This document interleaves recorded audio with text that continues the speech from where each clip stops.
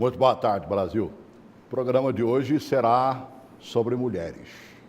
Coisa maravilhosa. Coisa rara da gente fazer aqui no nosso programa, mas de vez em quando, né, desperta a nossa produção e traz mulheres para o nosso programa. Falar em mulher, deixa eu dar uma nota antes de apresentar as minhas convidadas.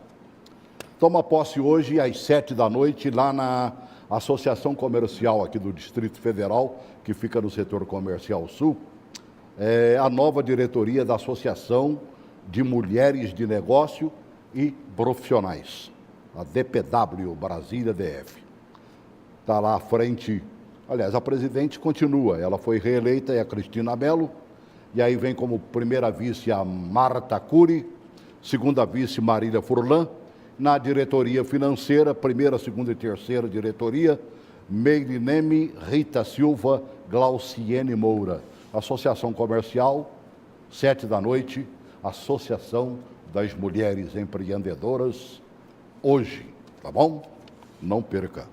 E hoje a gente fala de gestão, empreendedorismo, empoderamento feminino no mundo dos negócios. Está faltando emprego, as mulheres saem na frente dos homens. Você já prestou atenção quantas mulheres estão empreendendo nesse país? Não saia da sua volta, não. Fique aí, ó. Dá uma olhadinha, dá uma espiada. Elas estão tomando a dianteira. E, ó, parabéns para elas. Eu estou recebendo aqui uma representante que também já entrou no mundo dos negócios, a Camila Vilhena. Camila é Master Coach, né? Master Trainer da Febra... Não, Camila está ali, né? Cristiane. Né? Eu estou lendo errado. A Camila é daqui de Brasília, é publicitária, Master Coach, sócia fundadora da Biz Company. Exato. E empreendedora também, porque já passou pelo Rede Sushi Loco. Aham. Né? Na minha terra é Sushi Loco, né? Né? Ainda continua, não? Não, já vendi minha parte. Está dando mais dinheiro ficar por fora? Pelas beiradas? Estou construindo outro tipo de negócio. É mesmo? Uhum. O que é a Biz Company? A Biz Company é um grupo que estrutura e evolui negócios. E a gente tem 3 frentes, que é a área de marketing, marketing comercial, coaching empresarial e saúde corporativa, com programa de qualidade de vida no trabalho. Isso é importante. Sim. Seja bem-vinda, viu? Muito obrigada. E vamos ensinar a moçada também a partir para esse caminho, né? Maravilha. Também conosco a Cristiane Oliveira, Master Coach, Master Trainer da Febracis Goiânia. Isso. Né? Veio de Goiânia só para isso mesmo, para estar conosco aqui? Foi. Opa, que coisa boa, né? Acumula experiência em gestão de pessoas, TI, educação, há mais de 15 anos. Isso. Seja bem-vinda. Obrigada. As mulheres em Goiânia empreendem muito, como aqui em Brasília? Muito, muito mesmo. Muito criativas, muito empreendedoras, muito persistentes e ousadas. Por que elas estão pulando na frente? A ideia que tem, cada vez que eu olho uma nova porta se abrindo, você vai ver uma mulher que está ali, né, à frente do negócio. O que está acontecendo? É porque as mulheres estão mais preparadas do que os homens? Ou pela necessidade de buscar um negócio? Eu vejo em Goiânia também, assim como em outros lugares, que as mulheres elas têm uma necessidade muito grande. A capacidade de gestão dentro de casa está sendo colocada para fora também.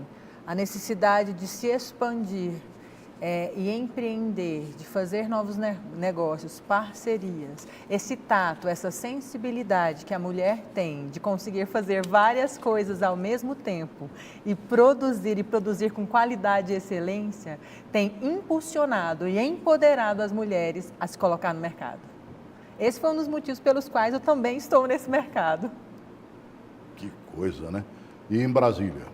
Olha, na verdade eu sou de Goiânia, moro em Brasília. Também, você mora em Brasília. Goiânia. Né? Sou goiana e moro em Brasília tem 14 anos. Então já virou candanguinha. É, só o sotaque que ficou. Ah, não, ainda tem. Eu moro em Brasília desde os anos 60 e eu abro a porta que lá vai porta do mesmo jeito. Não muda nada. Pois entendeu? Eu continuo paulistano lá, paulista do interior de São Paulo, né? Uhum. Fala interior não, interior. Né? Eu participo, assim, de muitos treinamentos business, estou muito inserida nesse universo.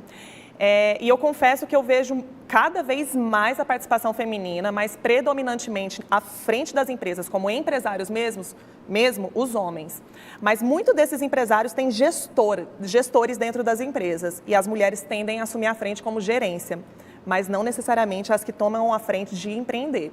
Eu estou falando de uma percepção individual, minha, no que eu vou vendo aí. A impressão que eu tenho é exatamente que elas é que chegam à frente empreendendo. Tem chegado cada vez mais. Tem mulheres que estão arriscando cada vez mais, que estão, né, botando a cara a tapa e aprendendo mesmo ao longo do tempo. Isso eu tenho percebido. Eu vou muito para Rio, São Paulo, lá eu consigo ver essa dinâmica melhor.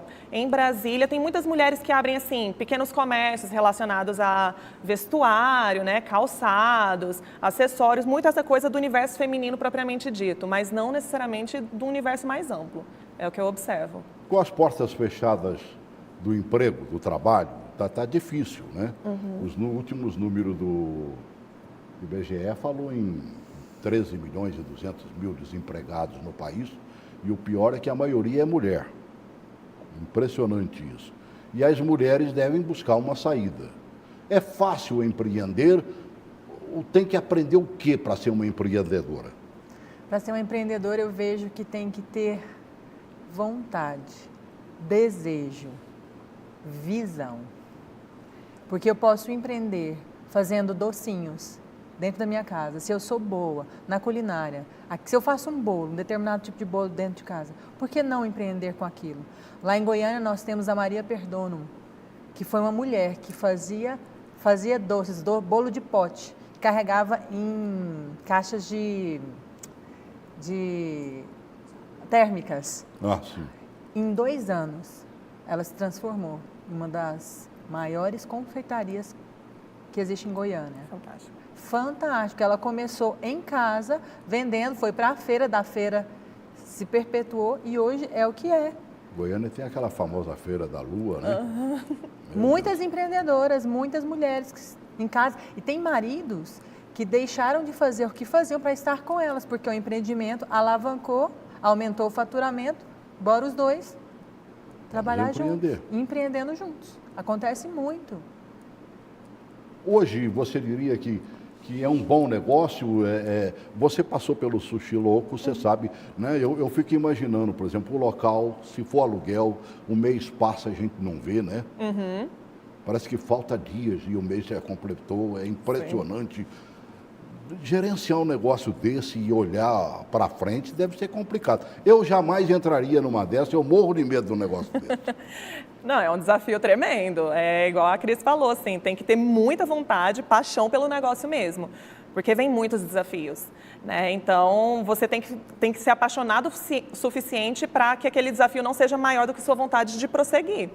Então, você prosseguindo, vai passando os desafios, eles virão, independente de onde você estiver, seja como empregador, seja como empregada, seja empreendendo ou não, os desafios virão.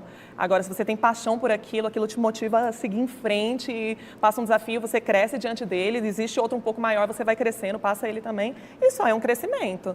Então, se você desistir, você perdeu, mas se você não desiste, você vai crescer e provavelmente você vai vencer. Aquele ditado que é em tempo de crise que é bom empreender, aquilo é verdadeiro, não?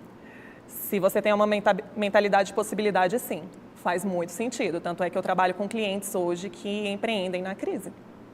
Por exemplo, o modelo de franquias é um modelo muito bom para o momento de franquia, porque é um modelo comprovado.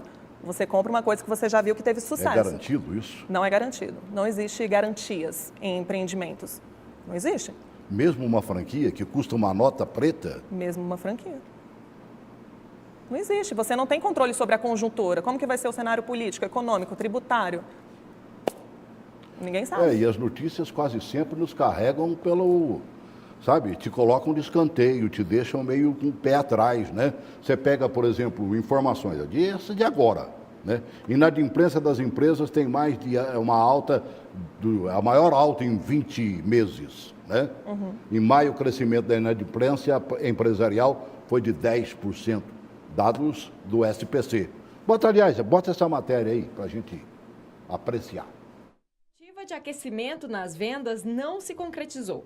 Além de deixar de lado novos investimentos, as empresas não conseguem pagar as dívidas. Já estava difícil para as empresas se recuperarem ao longo dos primeiros meses deste ano. E a comparação de maio em relação ao mesmo mês de 2017 mostra que o aumento na inadimplência foi grande. O número de empresas que ficaram negativadas subiu quase 10%. A maior alta em empresas negativadas foi registrada no Sudeste, seguido da região Sul.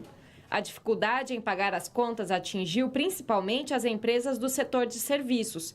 Depois vem o comércio e a indústria. O único setor que diminuiu o número de novas empresas negativadas foi a agricultura, com recuo de 4%. Isso é muito bom no sentido de que algumas empresas conseguem sim pagar a dívida e sair do cadastro de devedores, mas como essa tendência positiva ainda é muito pequena, a gente não deve esperar uma queda da inadimplência das empresas ou dos consumidores no segundo semestre. Ainda tem um segundo semestre de economia muito fraca e a questão eleitoral ainda indefinida deve piorar esse cenário. Eu fico imaginando, o cidadão vai empreender, certo? Ou a cidadã, no caso, nós estamos discutindo. Você pega uma franquia, você tem que preparar o pessoal que vai trabalhar dentro dessa franquia. Na sua gestão de pessoas, como é que a gente escolhe essas pessoas para ter certeza de que elas estarão agindo como eu, proprietário, como você, proprietária, né? Como se aquilo fosse realmente algo seu para poder expandir e crescer. Eu costumo, geralmente, quando eu estou com empresários, com líderes e com gestores, dizer qual é o negócio. O negócio de toda empresa não é o ramo de atividade que ele executa, e sim gestão. E o que determina o sucesso de toda empresa são as pessoas certas, nos lugares certos. Então, hoje, como nós estávamos conversando, escolher a pessoa envolve hoje inteligência emocional. E escolher as pessoas certas para o lugar certo, eu preciso ter muito claro qual é a visão, qual é a missão que a minha empresa tem, para quê? Para que eu escolha e selecione, faça um recrutamento e seleção rigoroso, para que realmente eu tenha uma pessoa com as habilidades que eu preciso, com o caráter que eu preciso, com a atitude emocional que eu necessito para que ela execute bem a função e realmente cresça conjuntamente com a empresa. E eu vejo isso há mais de 15 anos, que muitas empresas, elas escolhem as pessoas para determinados cargos, mas muitas vezes não é a pessoa certa. Aí pega-se um colaborador muito bom, muito top, um campeão, coloca-o no lugar errado e começa a falar, nossa, mas ele era top. E ele não consegue. Por quê? Porque não olhou. E tudo parte de gestão. Tudo é gestão. Gestão de pessoas, gestão de processos, gestão de custos. E isso é possível se aprender por meio de treinamentos, por meio de cursos, que hoje na Febracis nós fazemos. E hoje tudo, independente do ramo, o seu negócio é gestão. Então o negócio começa bem antes do que o abrir das portas? Muito antes. Quer dizer, então eu tenho que já estar com os funcionários aparentemente contratados, né? Quanto tempo, mais ou menos, antes de que se abra as portas de uma franquia, por exemplo? Olha, para a abertura de uma franquia, eu acredito que se eu entendo do meu ramo, daquilo que eu tenho visão. Eu tenho que ter a visão, porque se eu tenho visão, eu tenho meta. Mas o dono da franquia, com todo respeito, não perde a pergunta, não. Ele não tem por obrigação de olhar se a pessoa que está buscando esse tipo de empreendimento tem capacidade de continuar, porque se ele está quebrando a franquia, ele não está quebrando a si próprio.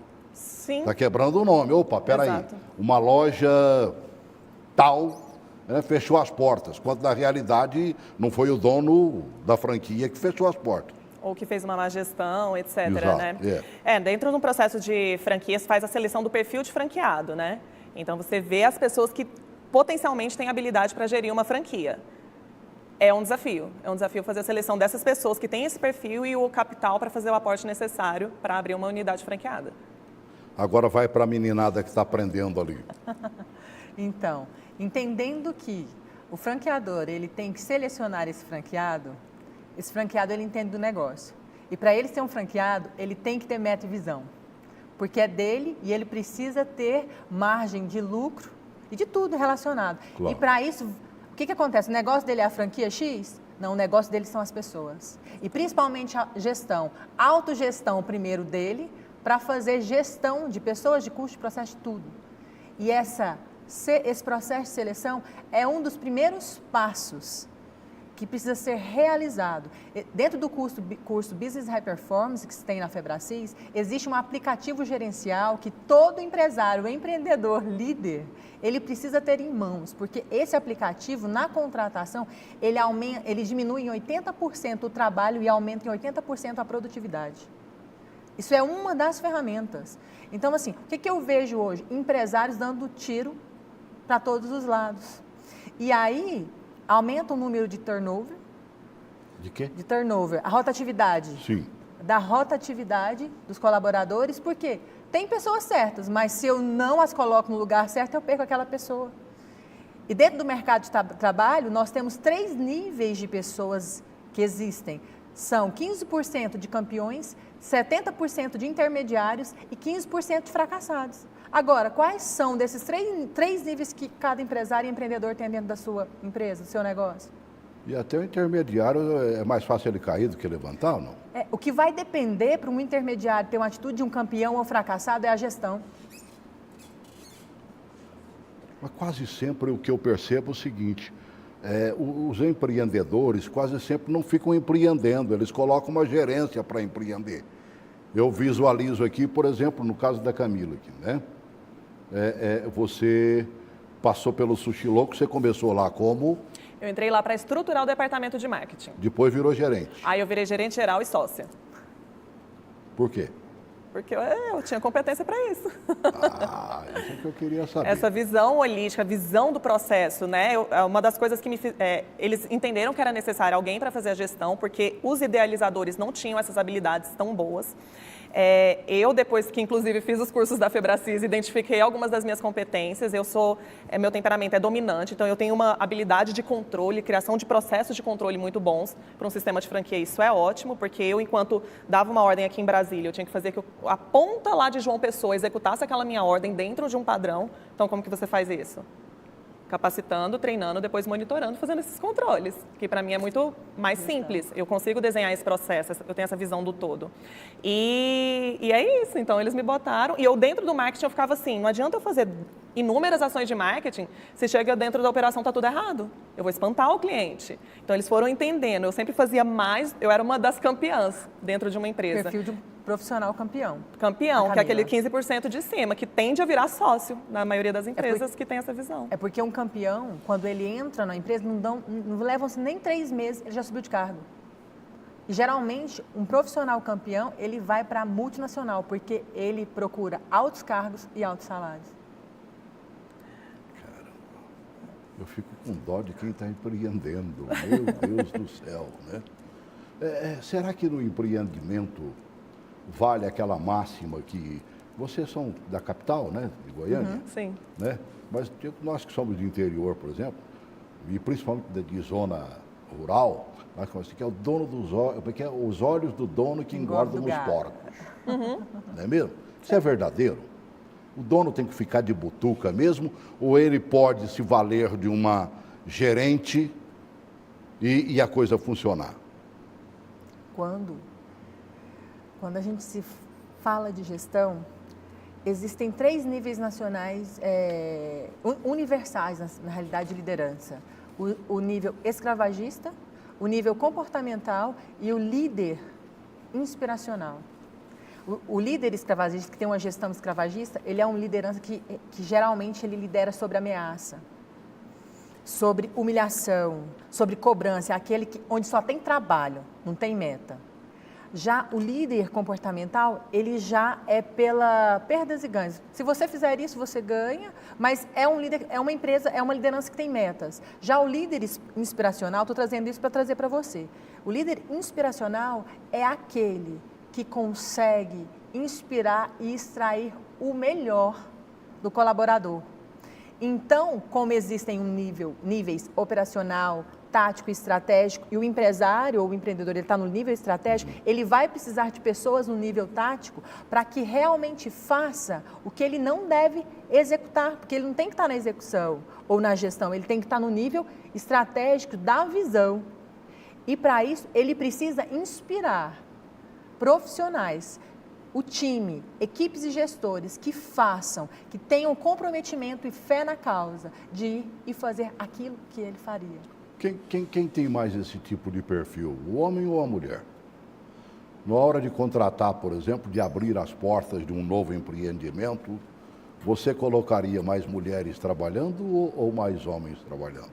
Ou seria meio a meio?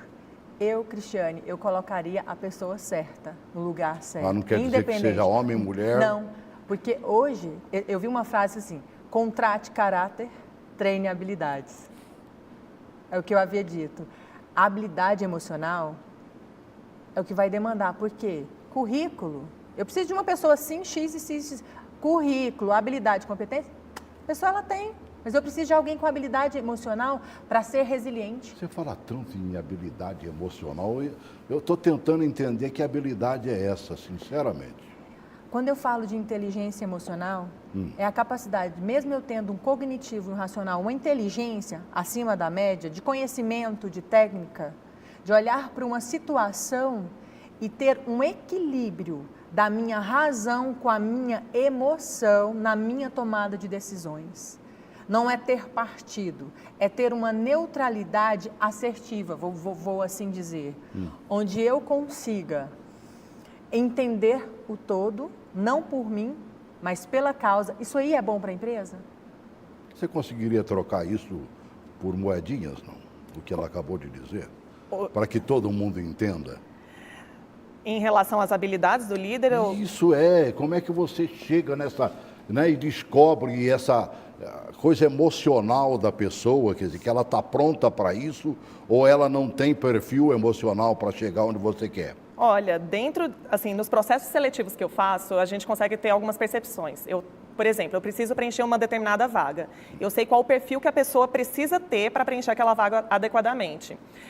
Eu gosto de fazer, por exemplo, um processo seletivo fora de ambientes profissionais, de forma que a pessoa se sinta muito à vontade para expressar. E isso acontece muito. Ao ponto de eu ter feito uma entrevista, por exemplo, um dia num café e a menina ter dito que ela havia, na conversa, era bem bate-papo, ela tinha dito que ela tinha mentido para a empregadora dela anterior. E nisso que a Cris está falando, demonstrou o caráter dela. O que faria ela não mentir para mim? Então, assim, pronto, é um perfil que eu não contrato. Eu sei que o meu perfil dentro da minha empresa... Está arriscado fora. Dentro dos meus valores, a verdade é um perfil... A verdade é um valor inegociável. Então, nisso, a gente vai percebendo as habilidades emocionais e de caráter da pessoa. Então, por exemplo, numa área comercial, eu preciso de uma pessoa expansiva, que se comunique. Se eu vou fazer um B2B, ou seja, empresa com empresa, eu preciso de uma pessoa com porte diferente, com um tipo de vocabulário. Ela tem que saber sofrer pressão. Então, eu vou, durante a conversa, botando ela nessas situações para ver se ela consegue fazer frente àquilo que eu preciso que seja feito. É isso. E mais do que isso, também eu vejo assim, dentro da liderança, eu já vi negócios não sendo feitos, parcerias, sociedades, por falta de habilidades emocionais de gestores ou dos empresários. Mas a propositura de vocês é exatamente, né, num curso que será realizado, né, fazer o empoderamento feminino. Se a mulher nunca foi empreendedora, se bem que toda mulher é meio empreendedora, porque ela empreende dentro de casa. Totalmente. E ai do marido se não tiver uma mulher empreendedora, não é mesmo? Sem dúvida. Né? E aí, como é que ela vai fazer e como é que você vai fazer para que ela chegue a um empreendimento talvez sonhado por ela ou conquistado por ela? Interessante, né? Ano passado, várias vezes, chegou uma coach para mim, com uma formação graduada, mas ela escolheu ser mãe e resolveu ficar dentro de casa. E ela tinha uma habilidade muito grande de fazer doces, né? Brigadeiros, esses doces gourmets. E ela chegou para mim, Cris, eu não tenho mais nada que me brilhe os olhos. O que eu vou fazer da minha vida? Já sou mãe, já entendi, e agora? Falei, primeira coisa, você quer algo que te brilhe os olhos? Eu quero. Então, você já tem o primeiro passo, que é buscar. É buscar encontrar dentro de você aquilo que te motiva, além do lar, além daquilo que você faz. Porque a maioria das pessoas, das mulheres que vêm, é porque elas querem aumentar a renda.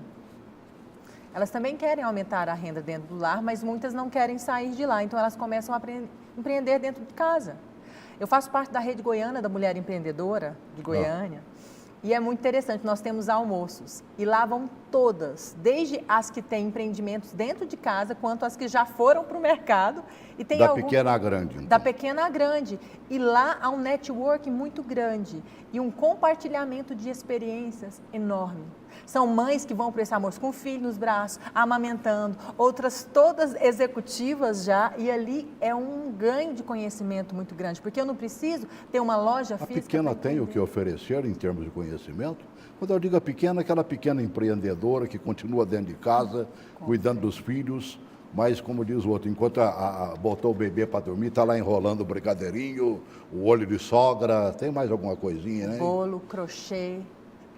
Bordados, calçados. Ela tem o que oferecer para a grande empreendedora? Tem.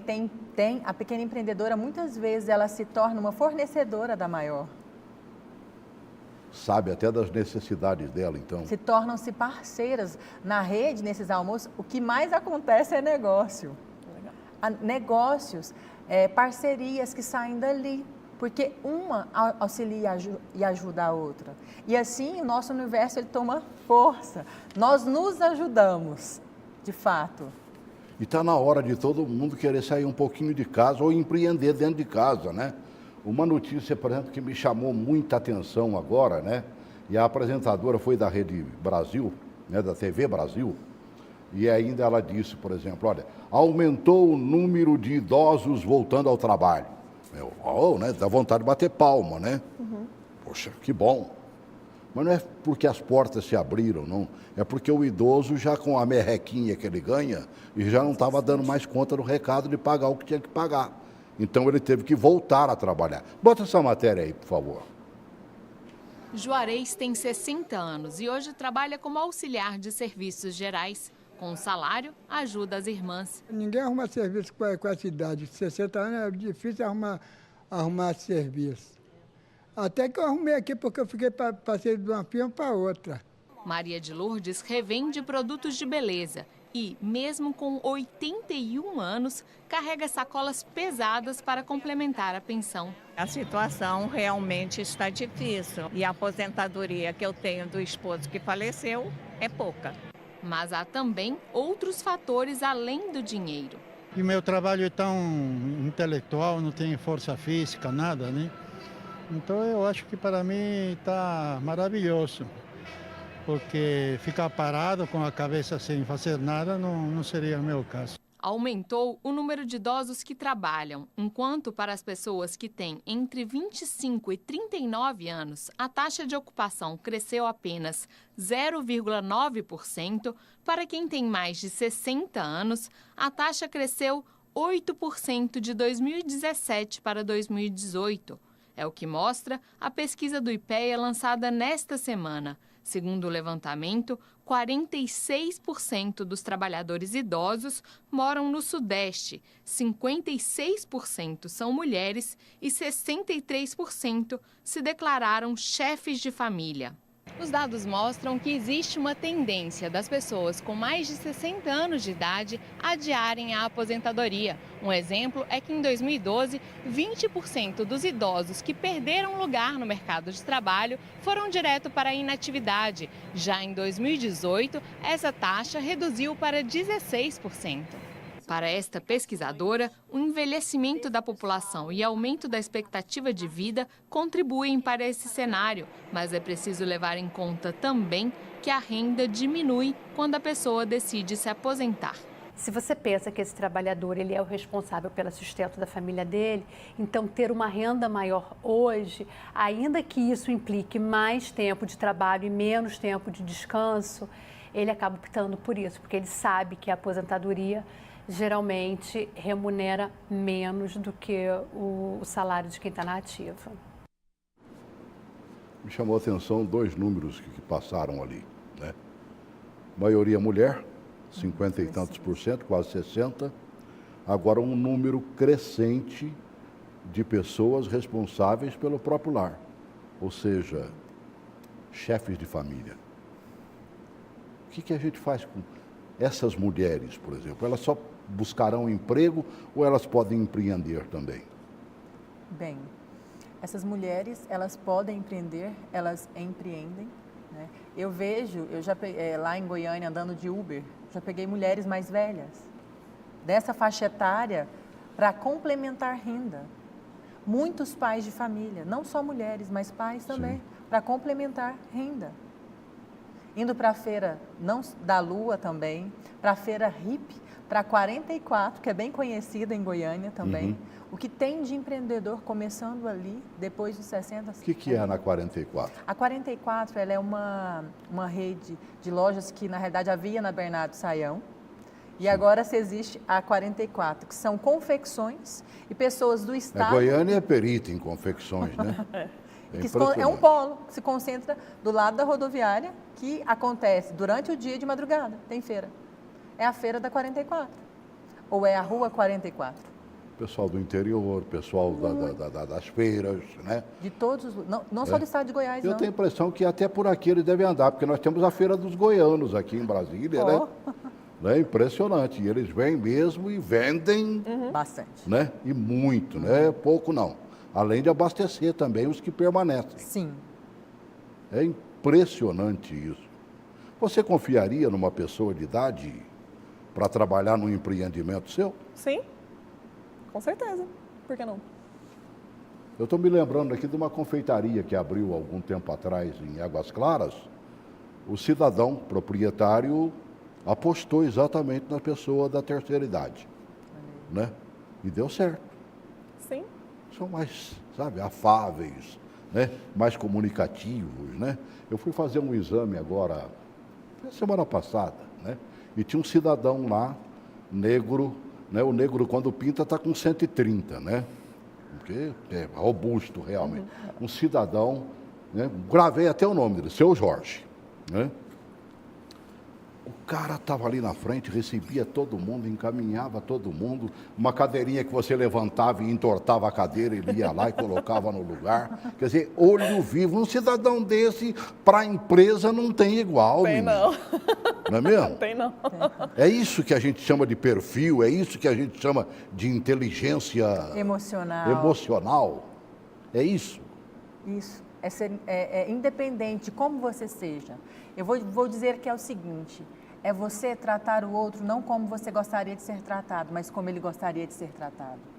Isso parte da inteligência emocional. Se eu sou rápido demais ao falar, ao expressar, e eu estou comunicando com você que é mais lento, Sim. É eu parar, respirar, ouvir. Não fazer somente aquilo que eu quero e eu gosto, mas entender, ouvir você. Isso é ter inteligência emocional. Vale o gosto do freguês, é, menina? É ter uma relação ganha-ganha. Não uma relação perde-ganha nem ganha-perde. Onde eu ganho, você tem que perder. Ou onde você ganha e eu tenho que perder. E é possível isso, ganha-ganha? Totalmente. Ganha você como empresária e ganho eu como consumidor? Sim. Totalmente. E aonde é que está esse ganho que eu não consigo enxergar? Do ganho do cliente, do ganho do empresário? É. Você tem uma demanda e eu te oferto a sua necessidade. E se eu for uma empresária inteligente, eu vou te oferecer mais um pouquinho ainda, superando as suas expectativas, e você vai me remunerar por isso. E se Deus quiser, você vai continuar meu cliente, fiel. Ainda é válido aquele... Eu me lembro, meu pai falava muito nisso, meu pai era um grande empresário, e aí ele mostrava que se ele vendesse mais, ele poderia baratear os custos. Até porque ele comprando mais, barateava para ele, e se ele barateasse os custos, ele venderia mais. Isso ainda é verdadeiro no mundo dos negócios? Ou você tem que ganhar muito para poder sobreviver? Nós costumamos dizer, nós coaches integrais sistêmicos da Febracis, nós trabalhamos com a matriz de formação de crença. E isso é uma crença. Crença é tudo aquilo que a gente acredita, que para ter sucesso é preciso trabalhar duro. Sim. Quem é que disse? Né? Uhum. Porque, na realidade, eu posso ter lucratividade alta, ganhos altos, entregando melhor. Eu falo que são 3 coisas. Lucros, gestão de excelência e entrega extraordinária. Se eu tenho essas 3 coisas no meu negócio, no meu empreendimento, eu fidelizo meu cliente. ele não vai para nenhum outro lugar. Porque se eu fidelizo, meu cliente, ele vem, ele traz mais. Com isso, aumenta o meu lucro. Com isso, parte de uma gestão, porque se eu faço a minha autogestão e a minha gestão do meu negócio, do meu empreendimento, eu tenho lucro, eu tenho gestão. E se eu faço uma entrega extraordinária, é chegar no meu estabelecimento, meu cliente vê algo que tem diferente aqui, ele não vai para outro lugar. Mesmo que o meu valor seja um pouco acima, ele fica ali e ainda traz mais. Porque ele entendeu que ele tem um ganho, que não foi... É a mesma coisa, eu cheguei para fazer a unha no salão. Esses dias mesmo eu estava no salão, cheguei para fazer a unha. Aí, passou um pouquinho, a menina chegou. Você aceita um cafezinho? Você quer um cappuccino? Um suco? Aí eu perguntei, quanto é? Não, é para você, quer? Sim. Aí eu fiquei olhando, falei, eu quero. Né? Porque você chega em outros lugares e isso não acontece de jeito nenhum. Isso é ganha-ganha. Eu entrego para você o que você não está esperando, porém eu também ganho, eu fidelizo você. Então isso é o ganha-ganha. Isso é ser inteligente emocionalmente no seu empreendimento. E como pessoa. É entender que quem está na tua frente é uma pessoa e um ser humano. Por isso que eu falo, o seu negócio não é o seu ramo, é a sua gestão. E a sua gestão são pessoas. Tanto fornecedores, clientes, parceiros. Agora, a gente não vê, lamentavelmente, isso acontecendo em todo tipo de comércio. Né? Eu acho que eu já falei aqui no programa algumas vezes, mas eu entrei uma certa feita numa loja, ela funciona em 2 pavimentos, não é pequena. E só não vou falar o nome aqui, porque eu não me lembro o nome agora, de tão importante que ela é. Entendeu? Para mim, ela passou a não ser importante. Né? Eu entrei, estava um grupinho de funcionárias conversando num cantinho ali junto ao caixa, permaneceram papeando, e você via que era papo comum, porque sorriam, falavam e tal.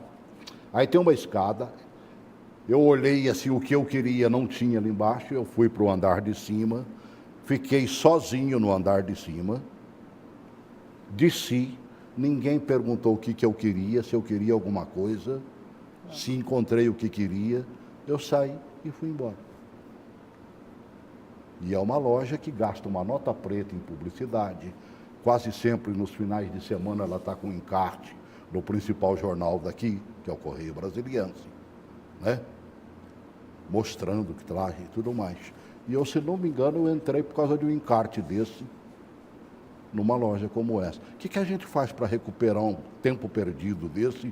Porque mais dia, menos dias, fechará as portas, com certeza. Inclusive o custo de recuperação de um cliente é muito maior, foi dimensionado em 7 vezes mais do que você manter um cliente que você já tem, fidelização de cliente. Ou seja, fidelizar é muito mais barato. E nesse caso aí é um problema clássico de gestão, né? Aquelas pessoas ali, considerando, vamos supor que elas têm algumas razões de elas estarem ali, ou são as pessoas erradas que estão ali, e esse curso da Febracis, ele fala justamente isso, de você botar pessoas certas nos locais certos. Podem ser pessoas certas nos lugares errados ou pessoas erradas mesmo. Ou pode ser pessoas certas nos lugares certos, mas com uma má gestão, um mau envolvimento, uma má motivação. São pessoas que não receberam um treinamento adequado, são pessoas que não têm sistemas de controle e monitoramento adequados, são pessoas que não estão... elas não entendem a missão da empresa, elas não têm uma visão de futuro, a visão que elas têm para si mesmas não estão concatenadas com a visão da empresa. Então pode ter uma série de problemas aí. Uma série, números aí, tem que realmente mapear, um bom gestor, ele tem que mapear o que está acontecendo, ele deveria estar colhendo essas informações, tomara que ele esteja vendo o programa e descubra que existe esse problema para ele fazer um plano de ação para a correção desse problema dele e ter oportunidade no que aconteça com outras pessoas. Até porque deixa de vender, né? Sem Meu dúvida. Deus do céu, quantas pessoas devem ter entrado lá pelo mesmo objetivo? Você solta um encarte, não é barato você fazer um encarte num grande jornal. Não é. Né? Ele se paga? Com certeza se paga, entendeu? Eu tenho certeza disso, que é um de vocês mexe na área da publicidade, né? Você sabe que se paga. Se você vender, evidentemente, para exatamente. Se pagar. Agora, se você não está ali prontamente para atender, fica muito complicado. Exatamente. Né? Do lado dessa mesma loja, por exemplo, tem uma lojinha antiga, sabe aquela que tem de tudo? Da agulha, acho que é o avião, porque se ele não tiver o avião lá, ele vai encomendar um para você. Né? Eu entrei lá, por exemplo, eu queria um ralinho de silicone que se usa na pia, entendeu? Que é uma coisa que é difícil aqui em Brasília, só nessa loja e no outro de Itaguatinga que se achava. A de Itaguatinga virou outra coisa, não é mais bugiganga, entendeu? Agora só tem uma. Né? Esse não, esse ele vende da bugiganga ao grande negócio, né? Tinha acabado, falou assim, ó, você pode vir aqui na terça, quarta-feira, que o vendedor vai passar aqui, eu vou comprar, entendeu? Bom atendimento, sabe? E o mais, você volta e tem. Entrega, né? Agora eu gostaria muito, sabe, de ver gente preparada para esse tipo de atendimento. Que essa é a dona da loja. Os vendedores fazem a mesma coisa. Ela serve de exemplo. A liderança. Eu acho que, sei lá, na minha opinião, qualquer e todo empreendimento começa com um gestor. Liderança que inspira. Como é que eu faço para ser gestor? Habilidade somente? Eu já nasço com ela? Ou eu vou ter um jeitinho de frequentar um curso e sair de lá com maior conhecimento? Como é que é? Eu falo que o coaching integral sistêmico e esse curso Business High Performance, para quem é empreendedor, empresário, ele te possibilita algumas coisas, dentre elas, desenvolver aquilo que você já possui, você vai descobrir aquilo que você não tem desenvolver e ainda vai ver coisas que você não via enquanto habilidades, competências e técnicas e desenvolver e ainda extrair muito mais. Então, no Business High Performance, você aprende a fazer a sua gestão, a gestão de toda a tua empresa e a ver um mundo de possibilidades diante do ramo que você tem hoje, seja ele qual for. Então, é possível, desenvolver o que você tem, descobrir o que você acha que você não tem, desenvolver e também passar a ter aquilo que você não tem, que é buscar competências e habilidades que você precisa. O curso, ele é completo. Ele te possibilita... E forma. E forma. Você, enquanto gestor, a sua mentalidade é outra em 3 dias depois. Isso vale para o grande empresário e vale para o pequeno empresário também? Sim. Opa, peraí, eu quero vender o brigadeiro, que você falou que lá em Goiânia a senhora... Desde o microempreendedor individual, desde empresas grandes, qualquer gestor, líder, profissional liberal, para todos. Nós estamos falando para milhares de desempregados, pode ter certeza disso. Numa nação de 13,2 milhões de desempregados, outro tanto, se não maior, ou pelo menos igual, de subempregos e de pessoas que até mesmo tentaram empreender e que talvez não tiveram a santa oportunidade de ver como é que ele vai botar a pipoca no saquinho, né? E ser um pipoqueiro diferente. Sim. Não é mesmo? Sim. Bota essa matéria aí para a gente saber de números de desempregados e de subempregos no país. Depois a gente conclui aqui. Vai lá. Esse número ficou estável na comparação com o trimestre anterior, mas quando a gente olha para o mesmo trimestre do ano passado, houve queda no desemprego de 3,9%. A taxa de desocupação, como você disse, ficou estável em 12,7%. O número de empregados com carteira assinada atingiu o menor patamar da série histórica, iniciada em 2012 para esse trimestre, de março a maio. Hoje são 32.800.000 pessoas que estão no emprego formal. Por outro lado, o número de empregados sem carteira assinada cresceu. Hoje são 11.100.000 pessoas que estão nessa condição, 2,9% a mais do que no trimestre anterior. O número de trabalhadores por conta própria ficou estável, da mesma forma que o rendimento médio mensal, apurado em R$ 2.137. Agora também chama a atenção o índice de pessoas fora da força de trabalho. O que é isso? É a soma da população ocupada e da população desocupada. Esse número foi o menor da série histórica iniciada em 2012 e hoje está estimado em 65.400.000 pessoas. É gente demais.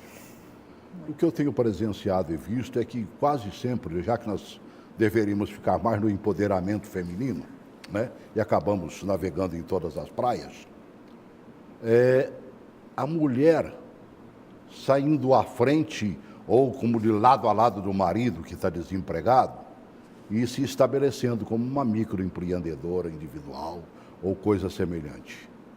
Como é que a gente pode falar com as pessoas que estão nos vendo agora, que sofrem deste desemprego, ou que até sofrem de um empreendimento que ainda não deu certo, porque não tem as habilidades, ou às vezes tem habilidade, mas não tem o conhecimento de causa para poder fazer? Eu gostaria de direcionar esse final de programa exatamente para essas pessoas, uma maneira que nós temos, acho que, de auxiliá-las para que progridam um bocadinho mais. Você pode começar? Posso. Eu quero dizer para todos que estão nos ouvindo, que aquilo que te trouxe até o dia de hoje, independente do que você tenha passado, ou vivido, ou visto, ou experienciado, não é o que define você nem onde você vai chegar. É o que você ainda não sabe. Então, é não desistir de sonhar, não deixar de ter uma meta. Não é porque você teve um negócio, começou qualquer coisa e não tenha dado certo, que não quer dizer que não vai dar. Agora, é você ter a possibilidade de começar a ter novos conhecimentos. E isso ele está disponível. Paulo Vieira disponibiliza vários vídeos pelo YouTube que são gratuitos, que você pode assistir enquanto empresário, empreendedor, para que você comece a caminhar nessa nova jornada. Mas deixar bem claro que tudo é possível para aquele que acredita. E o significado que você resolve dar à sua vida vai determinar a qualidade dela. Então é o seguinte, se você decidir por agir, faça, porque se houve decisão, houve ação. Mas se não houve ação, não houve decisão. Tá bem. Quem passou pelo empreendimento, né? E que pode dizer de cadeira realmente o que acontece. O que é que você deixaria para essas pessoas que até gostariam de empreender, mas não sabem como começar? Sim. Olha, tem gente que vê até onde a gente chegou e acha que a gente foi simplesmente colocada lá, né? Não, eu já fali, já fiquei cheia de dívidas, né? Já passei maus bocados e eu sei exatamente o que é isso. Agora, o que define uma pessoa que tem sucesso da que não tem é a questão da desistência. Da desistência. E isso tem a ver muito com inteligência emocional. Quando você desiste, você perdeu. Agora, se você persevera, permanece, você ganha. Você ganha de uma forma ou de outra. Tá bom? É isso. E mulheres, principalmente para as mulheres, existe um desafio muito grande que nós somos exigidas desde sempre a sermos perfeitas. E eu vejo que muita mulher não realiza grandes coisas pela mentalidade de ser perfeita. Só que ninguém nunca é perfeito, nunca. Né? E aí acaba realizando pouco porque os perfeitos não erram. Você não é perfeita, eu não sou perfeita, ninguém é perfeita. Ninguém é perfeito nesse mundo. Então, se permita errar, se permita falhar, seja gentil consigo mesma e continua. Levante. Continua, vai adiante que uma hora você alcança. Tá certo. Tá bom? Tá bem. Bom tê-las aqui. Muito obrigada. Obrigado por terem vindo. Aprendi um bocado com vocês, viu? Que bom. Né? Vou empreender. Muito bem. Continuar aqui mesmo. Um grande abraço. Obrigada. Obrigado. Né? Colocar o site da Febracis aí, entre em contato, porque parece que em agosto, né? Dia 16 a 18 de agosto, curso Business High Performance, na Febracis, aqui em Brasília. Tá bem. Tá. Será esse tema mesmo? Gestão, empreendedorismo, empoderamento feminino no mundo dos negócios. Gestão e empreendedorismo e empoderamento para todos. Para todos, homens e mulheres. Homens e mulheres. Crianças. Não, empresários, empreendedores, Uma profissionais. criança pode empreender, não? Pode, por que não? Eu conheço algumas que eu vou te contar, são danadinhas, viu? Meu Deus, obrigado. Obrigada. Grande abraço para você.